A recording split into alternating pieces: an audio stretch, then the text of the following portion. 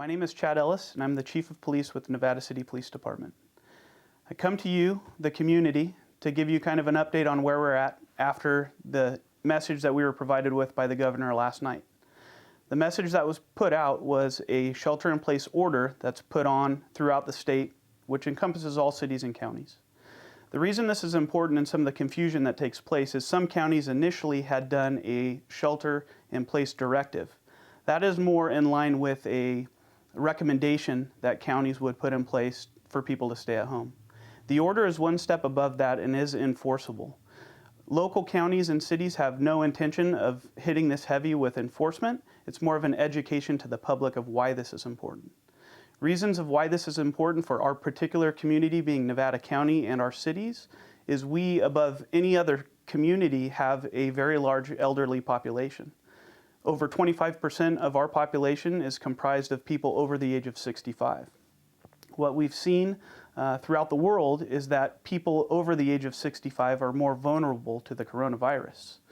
With that being said, we also have limited medical facilities in our area if we were to have an epidemic or pandemic where we had multiple people needing medical services. So the shelter-in-place order is made to prevent large social gatherings. It's the only way that we can prevent this virus from spreading. We have no medications, so if we can prevent that from occurring, we will help the population, will help the spread rate, which is imperative for our community. So it's a public safety issue that we're trying to educate the public, not go out and enforce. So it's important for everybody to know. I think there's a lot of rumors that have been brought forth that this is going to be martial law, that the National Guard is coming in by the droves to take over, and what I can tell you at this point is none of that information is correct. A lot of the information that's being put through local social media is incorrect as well. So law enforcement jurisdictions, along with fire, along with county health department, have all come together and we're meeting daily to discuss where we're at and the future steps.